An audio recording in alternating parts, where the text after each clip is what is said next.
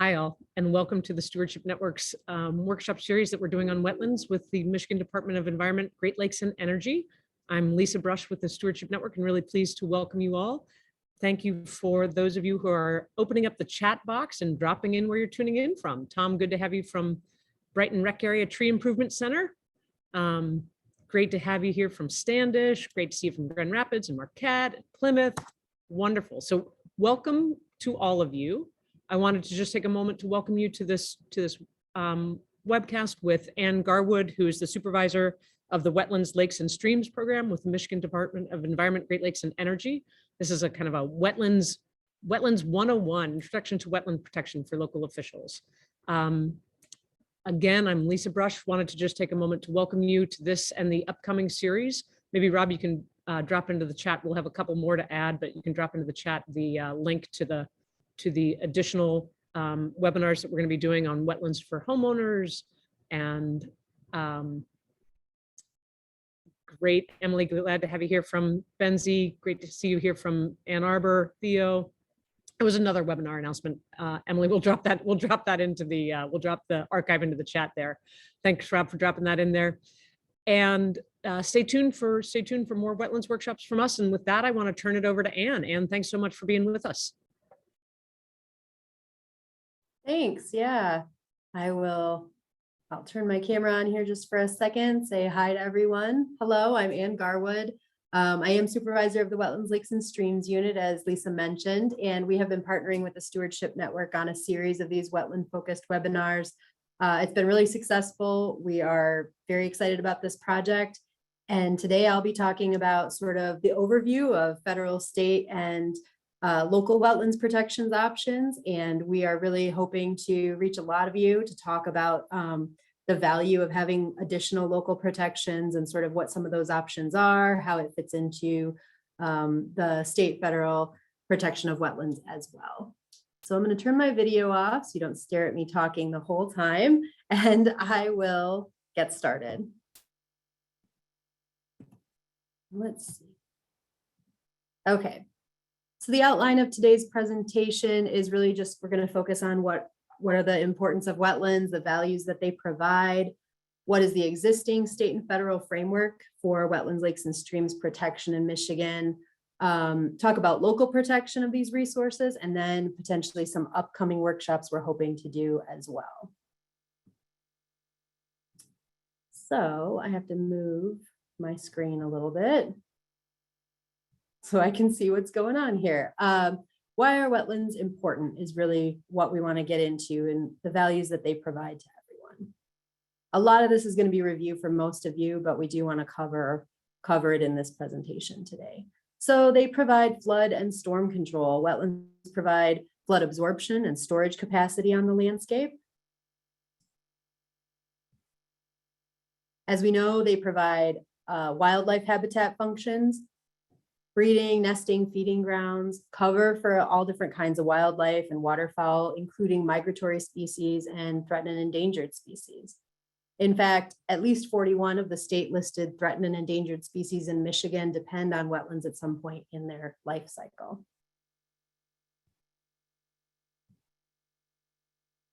Wetlands also provide protection of subsurface water resources and recharging groundwater supplies. Through direct precipitation, surface runoff from uplands, groundwater seepage from hillsides, subsurface groundwater movement, and flooding from rivers.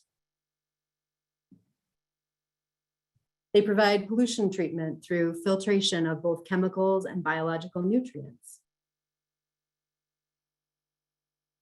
Erosion control, as I think most of us are familiar with. Some studies of natural and constructed wetland systems show that wetlands can remove over 90% of incoming sediment from natural runoff.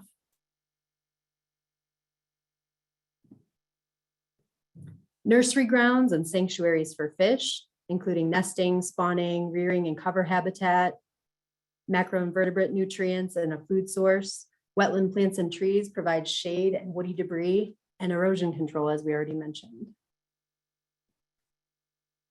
And as most of us know, wetlands provide a lot of opportunities for education, recreation, and tourism, all of which help drive our economy.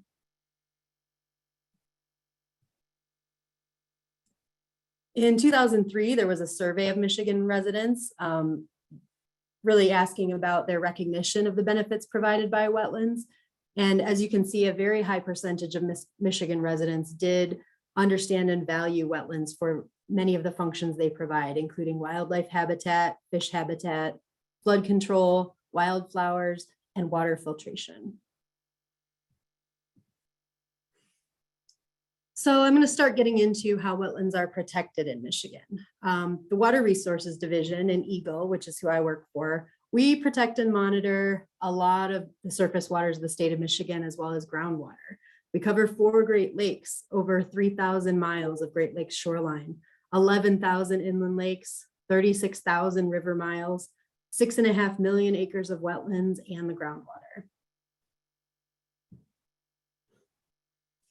A very, very brief history of the Clean Water Act. As many of you know, there were significant environmental issues in around the 1960s that led to significant revisions to what we now know as the Clean Water Act in 1972.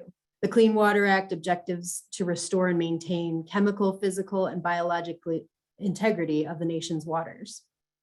It also coincided with the first Earth Day, which was in April of 1970. And right around this time, Michigan's resource program statutes were passed or significantly improved, which also happened in the 1970s. At this time, the Water Resources Division issues permits under regulatory programs in all of these different program areas. We are not going to be talking about all of these program areas today, but I think it's important to recognize that this division covers a lot of different things, and some of what we're talking about today is included within this.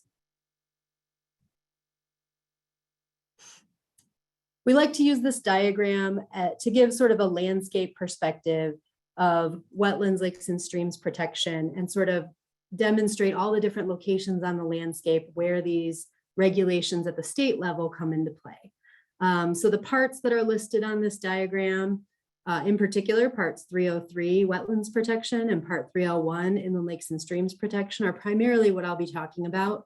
But as you can see, wetlands can occur in many different places on the landscape.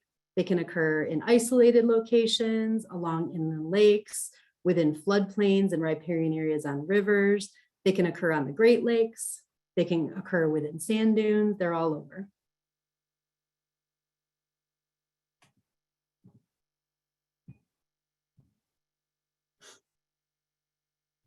A little bit about Michigan's Section 404 program.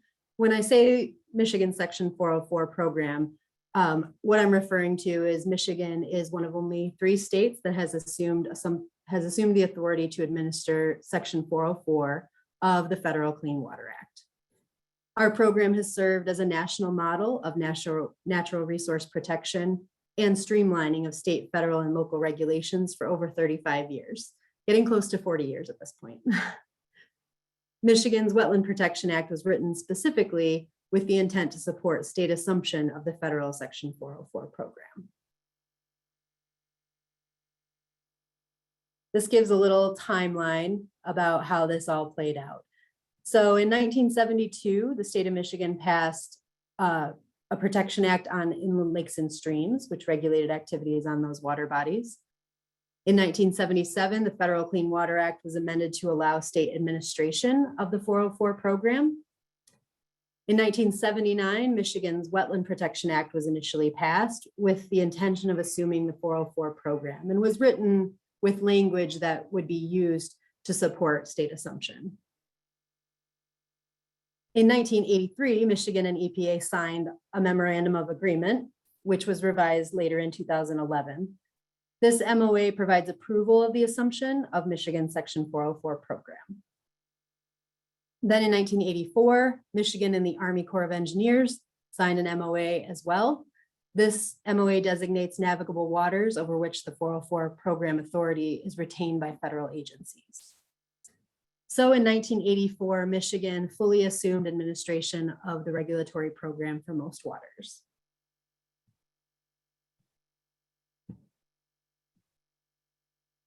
In Michigan, the Army Corps of Engineers retains jurisdiction over traditionally navigable waters, including the Great Lakes, connecting channels, other waters connected to the Great Lakes where navigational conditions are maintained, and wetlands directly adjacent to these waters. Activities within these waters require a joint permit application, which minimizes the time and effort for applicants.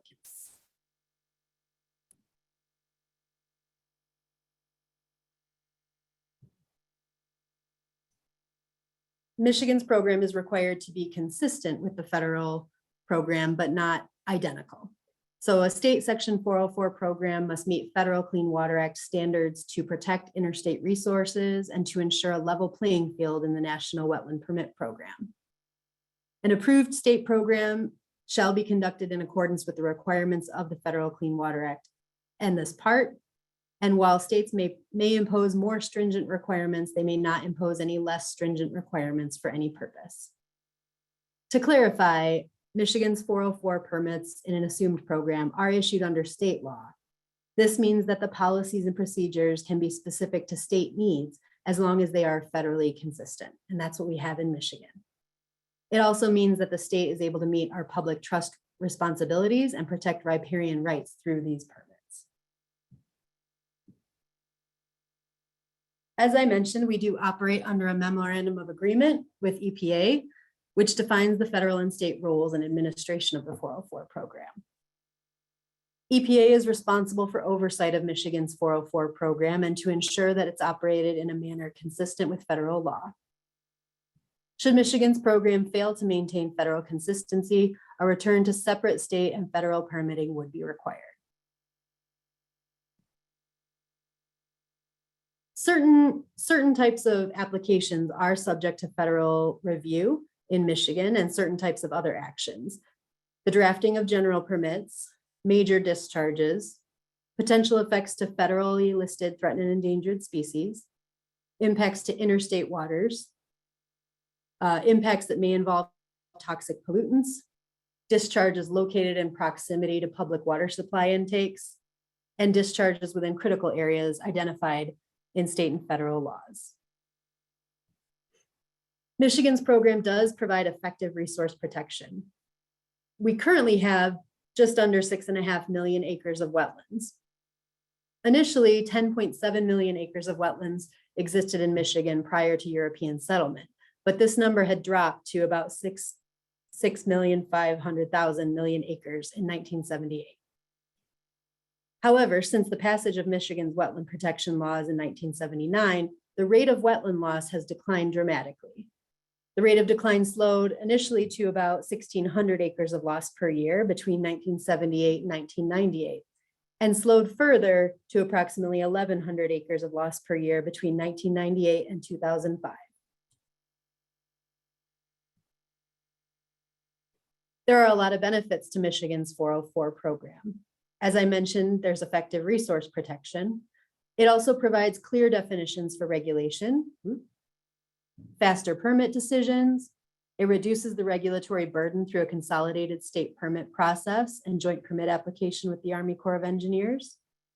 It provides simultaneous review of coastal zone management and 401 certification, along with screening and review of state and federally threatened and endangered species, and screening and review for historic and archaeological sites. It allows the state to maintain control while remaining consistent with federal regulations. We have local field staff among several district offices in the state that provide direct interaction with applicants. We also have a court-style formalized appeal process, and it provides a stable and predictable regulatory framework. I'm going to talk specifically about the two statutes that most directly apply to what we're talking about today. The first is Part 301, Inland Lakes and Streams. This act protects inland waters by regulating work that occurs on inland lakes and streams, primarily dredge and fill work. Michigan has over 36,000 miles of streams and more than 11,000 lakes and ponds, which provide fish and wildlife habitat and recreational opportunities. This statute defines inland lakes as natural or artificial. They can be lakes, ponds, or impoundments. They have a surface area of 5 or more acres to be an inland lake. Whoop, some of my slides are set to automatically progress. Sorry about that. This statute does not regulate activities on the Great Lakes or Lake St. Clair. Those are regulated by a different statute. It also defines streams, which could be a river, stream, creek, drain, or any other body of water that has definite banks, a bed, and visible evidence of continued flow or continued occurrence of water. The regulation of streams does include the St. Mary's River, the St. Clair River, and the Detroit River. These regulated streams may or may not be serving as a drain as defined by the Drain Code of 1956.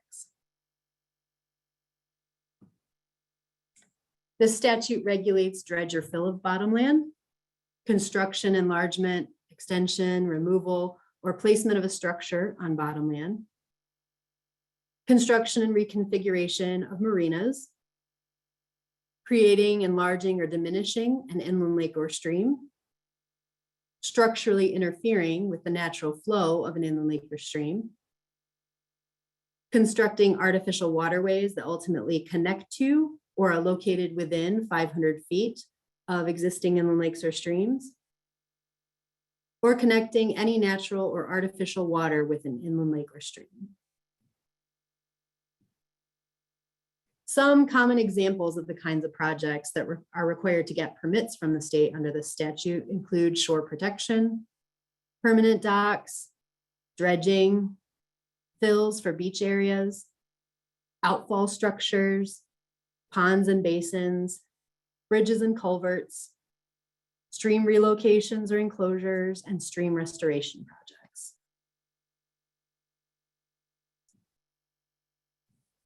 This statute, Part 301 in particular, talks a lot about the public trust. We are required to consider the impacts of projects on the public trust. And what does that mean? Essentially, the nature of the public trust is that certain natural resources are of such importance to the public that they're incapable of purely private ownership and control. The public trust covers the Great Lakes, inland lakes, streams, wetlands, and other resources of the state. These resources are held in trust for the people of the state that they may enjoy navigation, commerce, and fishing, freed from the obstruction or interference of private parties. The state of Michigan has a duty to uphold the public trust. The concept of the public trust is written directly into the Michigan Constitution and into multiple resource program statutes, including Part 301. Within Part 301, it's in the administrative rules that really talks about public trust. It defines the public trust as all of the following: the paramount right of the public to navigate and fish, the perpetual duty of the state to preserve and protect the public's right to navigate and fish, the paramount concern of the public and the protection of the air, water, and other natural resources of this state against pollution, impairment, and destruction, and the duty of the state to protect the air, water, and other natural resources of this state against pollution, impairment, or destruction.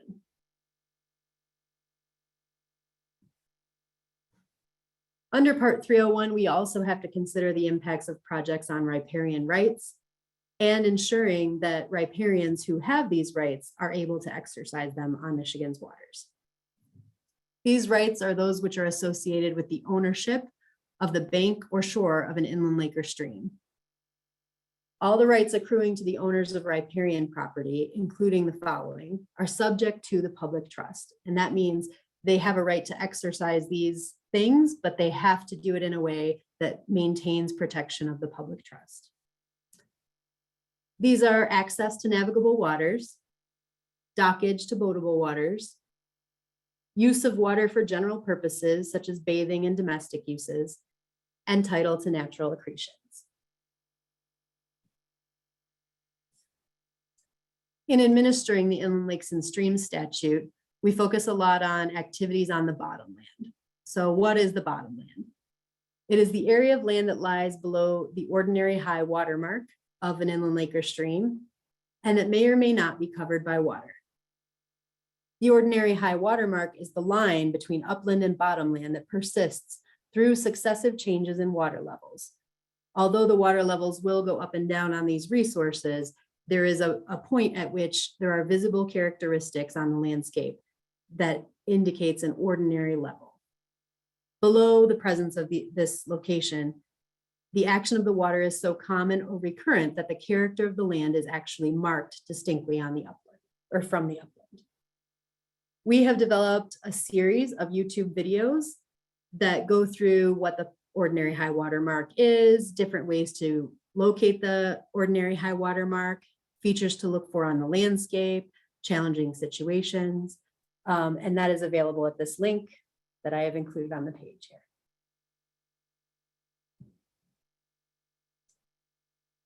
These three pictures just show some pretty clear, distinct examples of the ordinary high water mark on the landscape.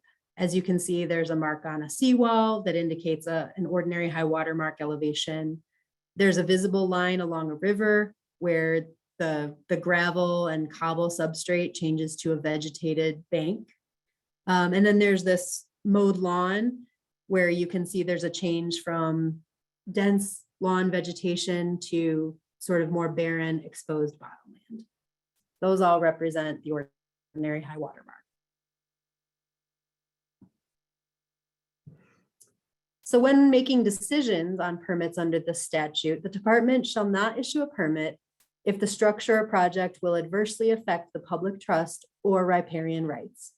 And that's why I mentioned those two earlier. The state has a duty to consider the impacts on the public trust and on riparian rights. We also have to consider the possible effects on the inland lake or stream and upon the waters from which or into which its waters flow, and the uses of those waters, including things like recreation, fish and wildlife, aesthetics, local governments, agriculture, commerce, and industry.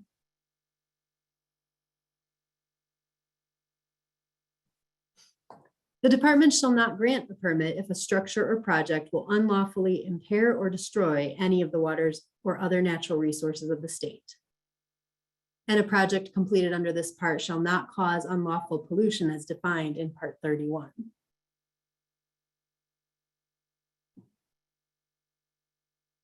The other statute that I'll talk quite a bit about is Part 303, the Wetlands Protection Statute. This statute protects wetland functions and values by requiring permits to be obtained for activities within wetlands in Michigan. In particular, the Michigan legislature clearly recognized the benefits of wetlands, what we call the functions and values, in the legislative findings that are directly incorporated into Part 303. It states that a loss of a wetland may deprive the people of the state of some or all of the following benefits to be derived from the wetland. And a lot of these are going to mirror what I mentioned at the beginning of this presentation. They provide flood and storm control, wildlife habitat, protection of subsurface water resources, and recharging groundwater supplies, pollution treatment, erosion control, nursery grounds and sanctuaries for fish. Part 303 defines a wetland as land characterized by the presence of water at a frequency and duration sufficient to support, and that under normal circumstances does support, wetland vegetation or aquatic life, and is commonly referred to as a bog, swamp, or marsh. It also defines which wetlands are regulated. So in Michigan, wetlands are only regulated by the state of Michigan if they satisfy one of these criteria. It is a water of the United States. It is connected to or located within 1,000 feet of one of the Great Lakes or Lake St. Clair. It is connected to or located within 500 feet of an inland lake, pond, river, or stream. If it is 5 acres or more in size.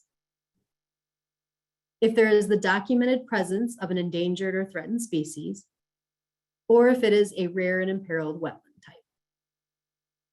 So I just want to point out that this means that there are certain wetlands within the state of Michigan that are not regulated by the state. Only these wetlands are regulated by the state of Michigan. There are 3 main criteria used in determining if an area is wetland. These will probably be familiar to many of you, but they have to have hydrophytic vegetation, there has to be hydrology indicators, and there has to be hydric soils. Part 303 requires the use of the Army Corps of Engineers 1987 Wetland Delineation Manual and regional supplements. EGLE has a lot of information on our website about how wetlands are identified and some resources available to help property owners, consultants, local agencies, whoever is looking for this information. Some of those I've included on this page. The first is that the state of Michigan does administer the Wetland Identification Program. This is a program where for a fee, the state of Michigan will delineate wetlands on a piece of property 5 acres or smaller in size, or will confirm the boundaries of a wetland that were identified by a private consultant for larger pieces of property. This is a service provided for a fee, and it does end in a final report that is issued to the applicant and that is valid for 3 years. We also maintain a list of private wetland consultants that can identify wetlands on property throughout Michigan. The wetlands consultants list is not a certification or an endorsement of any consultants. It is simply a list of consultants who work in the state of Michigan. These are both available on our web pages. To reiterate, wetlands do have to be identified in the field following the Army Corps of Engineers Wetland Delineation Manual and regional supplements. But I do want to mention that we also have a couple of GIS services that provide a lot of valuable information on where wetlands are likely to be on the landscape. The first is our Wetlands Map Viewer, which is a GIS service that has a lot of different layers that can be turned on and different base maps, aerial photos, things like that, that can be used by property owners, local agencies, land managers, whoever it is, to get a good idea of whether or not it's likely that there are wetlands on a certain piece of property. The polygons shown on here are aerial photo interpretation polygons, and they are not, they are part of the National Wetland Inventory. They were last updated in 2005, but they are not the definitive regulatory boundary of wetlands. They need, as I mentioned, those have to be delineated in the field following the Corps manual. We also have MyWaters, which some of you may be familiar with, which is the regulatory database for Water Resource Division permits. And there is a Sitemap Explorer is the GIS portion of MyWaters. This also includes a lot of different layers that can be turned on in the GIS system, overlaid with permitting decisions that have been made by the Water Resources Division.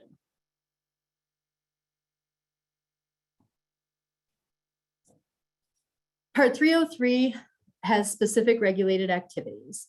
These include deposit or permit the placement of fill material in a wetland, to dredge, remove, or permit the removal of soil or minerals from a wetland, to construct, operate, or maintain a use or development in a wetland, or to drain surface water from a wetland. These are the regulated activities. So under Part 303 wetlands protection, when the state is making regulatory decisions, it comes down to these basic concepts. The biggest one that gets talked about the most is really the availability of feasible and prudent alternatives. Essentially, the statute requires that projects first avoid impacts to protected wetlands and then minimize those impacts for any impacts which are not avoidable. And finally, only after avoidance and minimization have been implemented to the greatest extent, then mitigation for those impacts. We also have to consider whether or not there will be an unacceptable disruption of aquatic resources in review of an application. We spend a lot of time considering the public interest in a project. We have to balance the effect the project will have on wetland resources and loss of public benefits with the benefits that are provided by the project and the need for the project and the economic values of the project. Our review also includes consideration of such things as historic and cultural values, cumulative impacts, and economic values. We're going to get a little bit more into it. The state does provide several assistance services. We provide pre-application meetings in our district offices for local projects. We do have the Wetland Identification Program, which I mentioned earlier, and we have an Agricultural Assistance Program as well. The wetland statute does also include certain exemptions. This is a lengthy list in statute, so I won't be going through all of them, but this lists features, uses, or activities that do not require a wetlands permit. There are some very basic exemptions, which are fairly obvious, things like hiking, boating, and grazing. But there are many others that have more specific criteria and are often very confusing. Things like drain maintenance activities, utilities installation and maintenance, incidentally created wetlands, and others. When making decisions under Part 303, the state shall not issue a permit unless the department determines that issuance of a permit first is in the public interest, necessary to realize the benefits derived from the activity, and is otherwise lawful. Also, that it meets listed criteria, specific criteria, to determine if the activity is in the public interest. We're going to talk through some of those right now. As I mentioned, we do weigh the public interest in a project as we're reviewing these applications, and the decision on this shall reflect the national and state concern for protection of natural resources from pollution, impairment, and destruction. Some of the specific criteria included in the statute ask us to consider the relative extent of the public and private need for the proposed activity, the availability of feasible and prudent alternative locations and methods to accomplish the expected benefits from the activity, the extent and permanence of the beneficial or detrimental effects on the public and private uses of the area, including the benefits that the wetland provides, the probable effects of each proposal in relation to the cumulative effects that have created by other existing and anticipated activities within the watershed. Also, we must consider the probable impact on recognized historic, cultural, scenic, ecological, or recreational values, and on the public health or fish or wildlife. We have to consider the size of the wetland, the amount of remaining wetland in the general area, proximity to other waterways, and the economic value, both of the public and the private, for the proposed land change in the general area.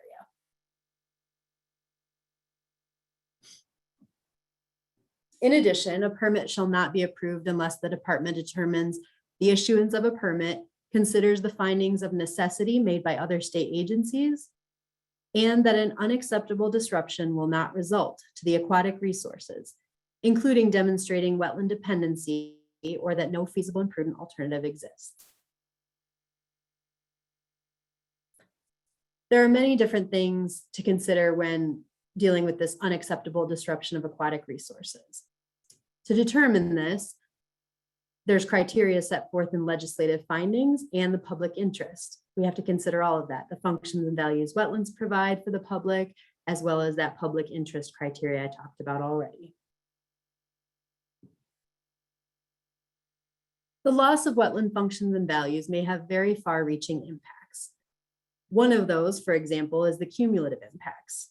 There have been historic cumulative losses of wetlands throughout Michigan, but in certain watersheds where there has been significant cumulative loss, that has contributed to loss of flood storage, water quality and pollution treatment, loss of stream flow maintenance, sediment retention, and shoreline stabilization.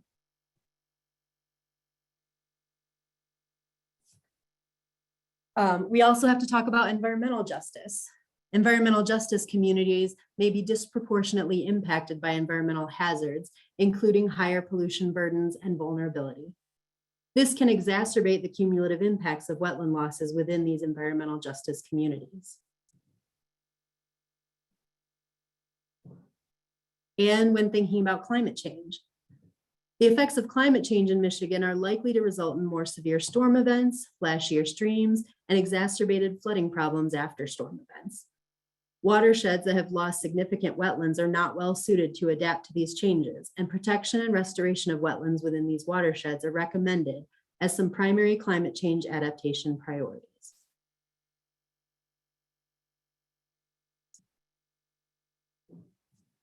So when we're reviewing projects, what is a feasible and prudent alternative? We've heard that term several times now as I've talked about the criteria for making decisions. An alternative is considered feasible and prudent if both of the following apply. First, the alternative is available and capable of being done after taking into consideration cost, existing technology, and logistics. And second, the alternative would have less adverse impact on aquatic resources. This may include any or all of the following: use of a location other than the proposed location, different configuration, size, and method that will accomplish the basic project. Applicants must submit alternatives analysis with their applications.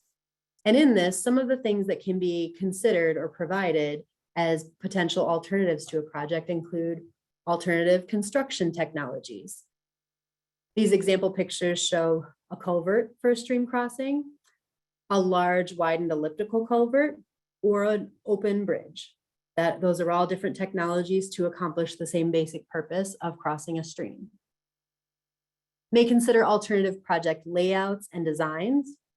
This often comes into play when we're dealing with development projects, looking at different ways to lay out the property, looking at parking options, looking at size of the building, looking at, angling it, turning it, things like that to avoid and minimize impacts to wetlands. It can include pertinent environmental and resource issues. Sometimes this may have to do with toxic or hazardous materials, may have to do with other kinds of pollution or land uses in the area. And it can include local land use regulations and infrastructure.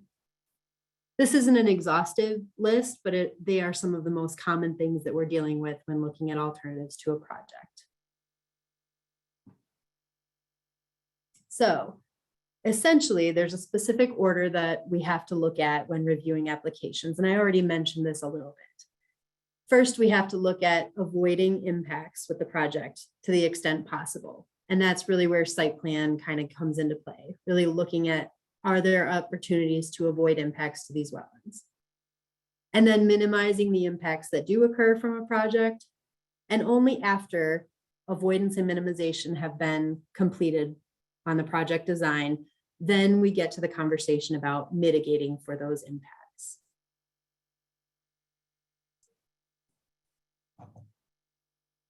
The state of Michigan has a 3-tiered permitting system.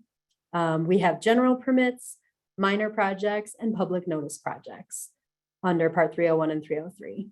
General permits have a $50 application fee, minor projects have a $100 application fee, and public notice projects range from $500 to $2,000 depending on the specifics of that project. General permits and minor projects do not go through the public notice process, and they are expedited projects. We update the general permits and minor project categories at least every 5 years. They represent, for the most part, they represent the best management practices for certain common activity types. We capture new technologies in these updates. They should reflect the latest science available at the time. And they also reflect the needs of the public and certain stakeholders to ensure that we're expediting projects, if possible, for the groups that need them.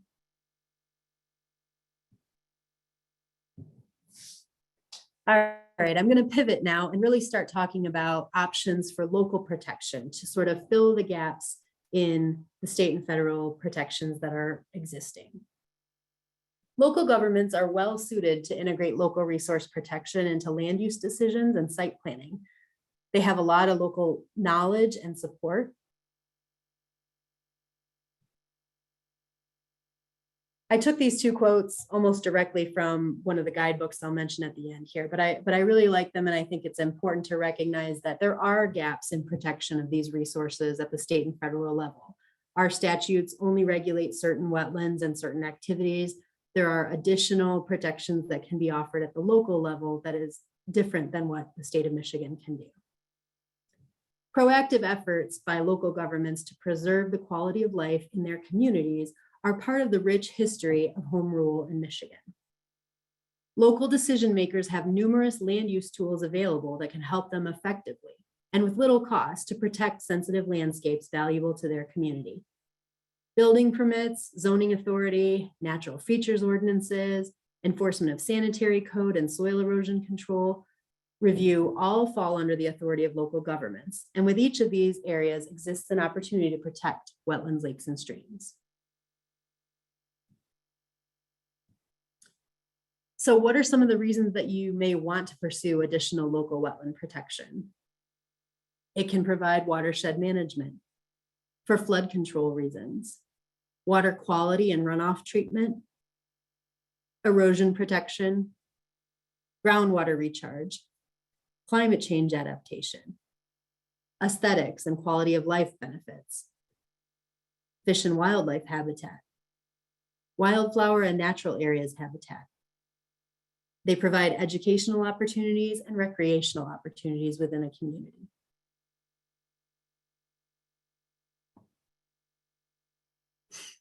Some examples of local protection options include wetland ordinances, natural features setback ordinances, soil erosion and sedimentation control ordinances, floodplain management ordinances, use of site planning, site plan review regulations, linking local approval to state and federal permits, lot split or lot division regulations, local stormwater management, open space zoning and conservation design, performance-based zoning, performance guarantees, and environmental planning and public infrastructure projects.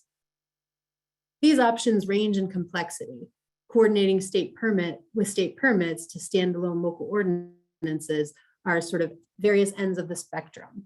It's easiest to sort of just incorporate project reviews with state permits, and passing local ordinances is a little bit more active. So what do we mean by linking local approval to state and federal permits? This is the most basic approach to wetland protection at the local level. To tie local approvals for a proposed development project to the acquisition of necessary state and federal wetland permits required for project completion.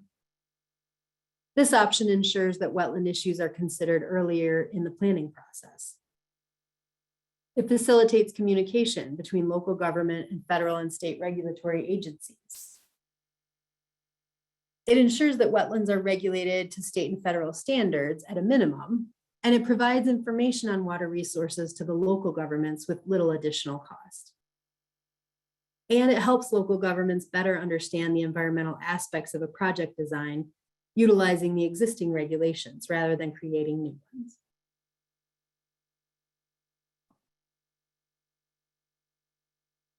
Local protection benefits to the resources include things like protection for critical and unique local resources, or isolated wetlands that are not subject to state or federal jurisdiction. Local zoning regulations can require setbacks and green belts to protect ecological integrity of wetlands, lakes, and streams and habitat corridors. Local involvement allows for early integration of resource protection during the development of site plans or conservation planning.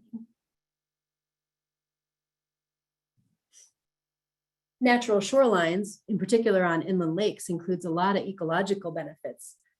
Improved fish habitat, lessens invasive species, allows wildlife access, and links wildlife corridors. They also provide water quality benefits, including nutrient removal, sediment loading, reducing erosion, and flooding. Natural shorelines provide very important functions and values. They stabilize sediments, reduce turbidity, absorb wave energy. They mitigate shoreline erosion, provide habitat and spawning and nursery areas, and they oxygenate lakes. They're also valuable for flood protection, erosion protection, water quality benefits, nutrient cycling, habitat, fishing, snorkeling, and swimming.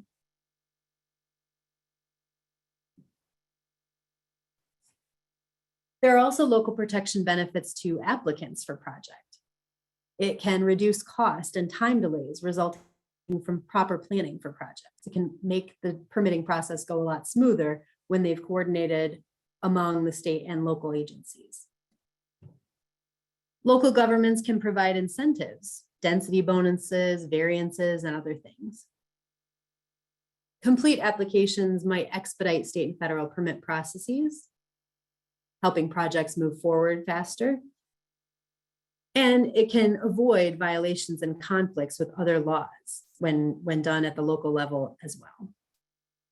And in addition to that, we always like to remind people that in a lot of communities, nature sells. There's a lot of people that want to live in communities that have protected natural resources. There are additional benefits to the community. They help foster better land use decisions, improve water quality, reduce flood damage, protect wildlife habitat, and preserve open space and recreational areas. It can increase dollars spent in the community on recreational activities. And it can reduce taxpayer dollars spent replacing lost functions and values.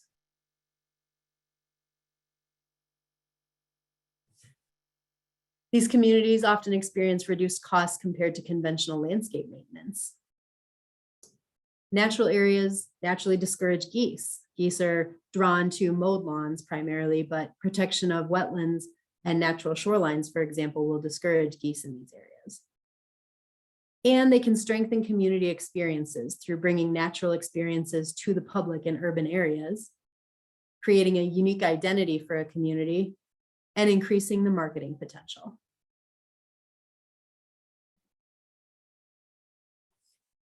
They often offer savings for individual homeowners by reducing costs for repairing settling foundations and leaky basements, particularly when site planning is administered early on. They can preserve the special features that are unique to certain communities, and they can help protect the local economy by enhancing the quality of life for the residents.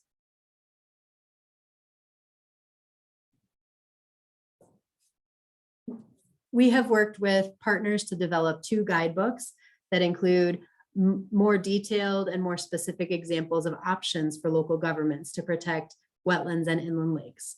Both of these guidebooks are available on our website, and I've provided the links here. But these guidebooks will also be the template for what we will talk about at some future workshops that go more in depth into options for local governments to implement local protections.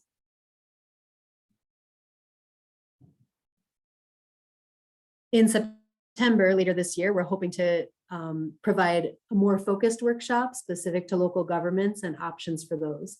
We'll cover things like local ordinances and other tools for protecting wetlands, lakes, and streams.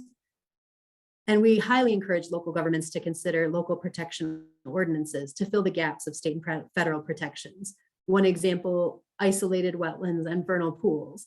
Many of these resources are not protected at the state level, and therefore local protections can ensure that they provide those functions and benefits going forward.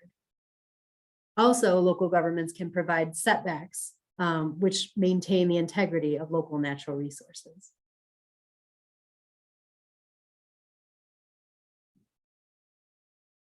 And I think I'm wrapping up a little bit early, so we should have plenty of time for any questions.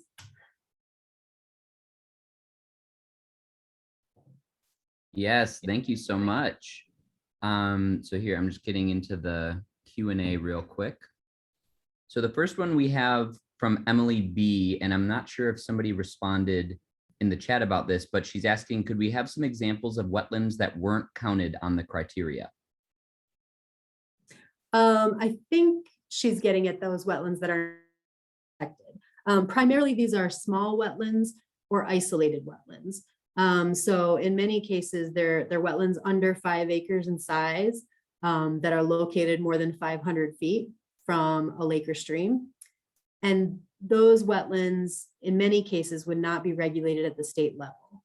But regardless, those wetlands do provide benefits on the landscape and within watersheds that would be lost if they were impacted. So local ordinances can capture that protection priority and ensure that there is appropriate avoidance and minimization of impacts to those resources, or potentially mitigation when they are impacted. Great, thank you. So one from Dale in the chat is, what is an environmental justice community? So maybe could you go into more how that is defined? Sure.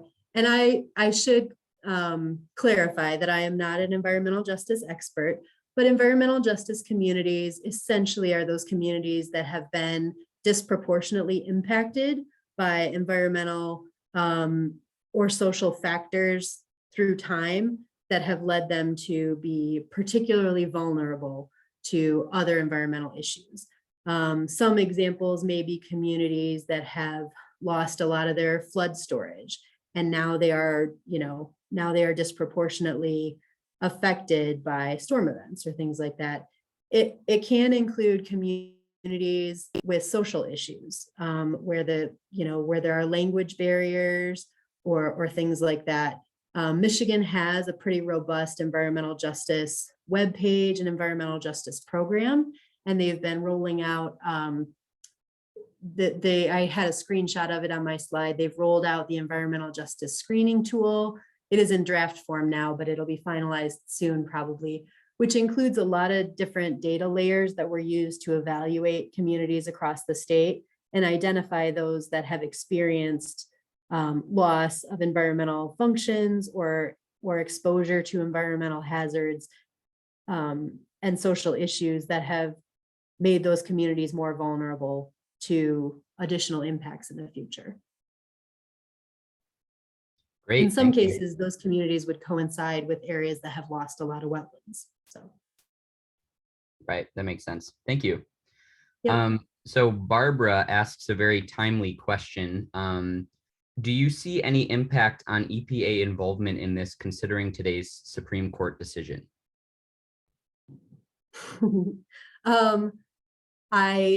I don't know, and I don't think I'm going to speculate on an answer for that right now. I'm with the state, so I have to be a little bit careful. I'm not an expert in that. So. Yep, that's totally fair. So a quick question, and please everybody feel free to continue sharing your questions either in the Q&A function or in the chat. I had a quick question about inland lakes and wondering, is there any type of regulation that happens on the smaller inland lakes that are smaller than 5 acres? Or how do you is there any sort of engagement that you all have with that? Sure. So on water bodies, on surface water bodies that are naturally occurring on the landscape that are less than 5 acres in size, many of those, I would say the majority of those would probably meet the definition of a wetland. So they would have those characteristics of hydric soils, hydrophytic vegetation, and hydrology, and they would potentially be regulated as wetlands and not lakes.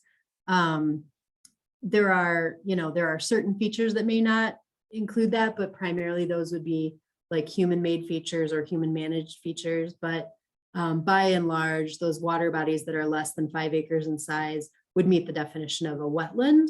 But there is still the question of whether or not they would be regulated.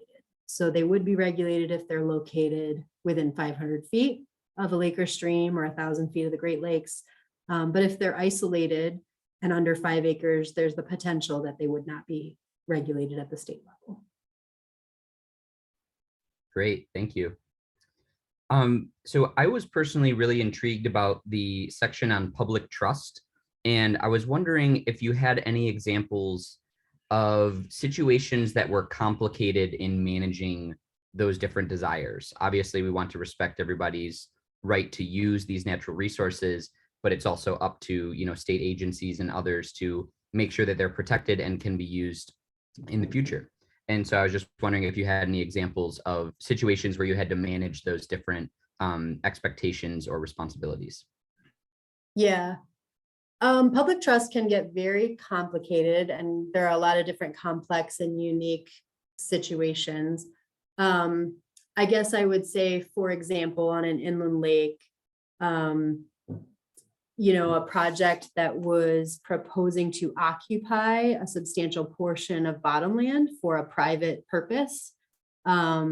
and sort of prevent the public from exercising their public trust, uses in those waters or degrading those waters for a private purpose, that would have an impact on the public trust, and we would have a concern there. So there have been projects proposed in the past where a barrier, for example, was proposed within an inland lake on the bottomlands that would have prevented access to those areas, prevented navigation, prevented any fishing opportunities, or could have, substantially degraded the water quality and functions provided by like the nearshore habitat and the lake itself. Those would be examples of projects where the impacts to the public trust would be of pretty great concern in getting a permit.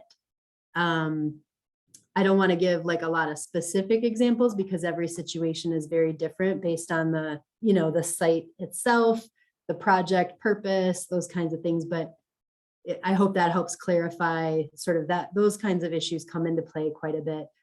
I guess I'll say one other common example is,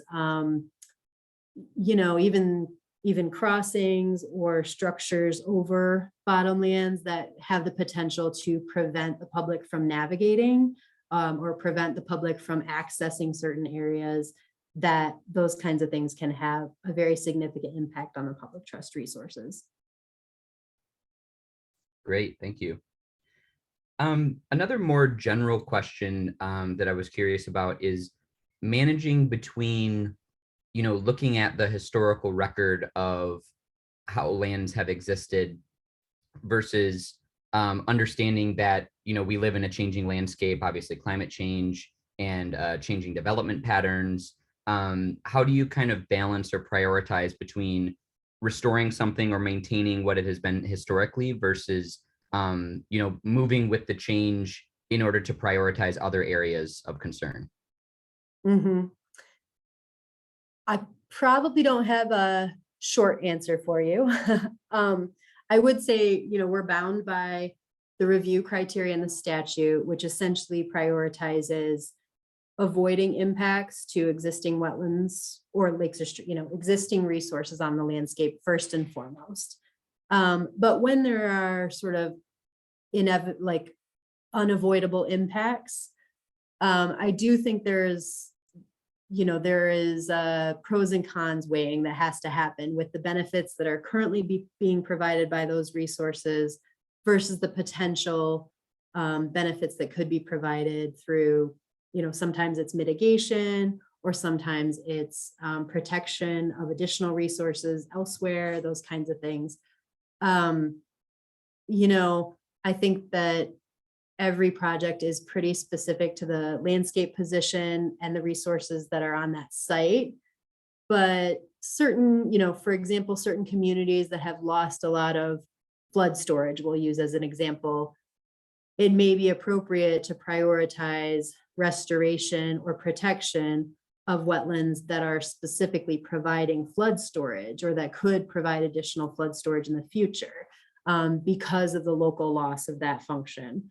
The same could be said of communities that have lost wetlands that provide groundwater recharge and have experienced a lowering groundwater table. So those are the kinds of things you do have to consider on a project specific basis. Absolutely.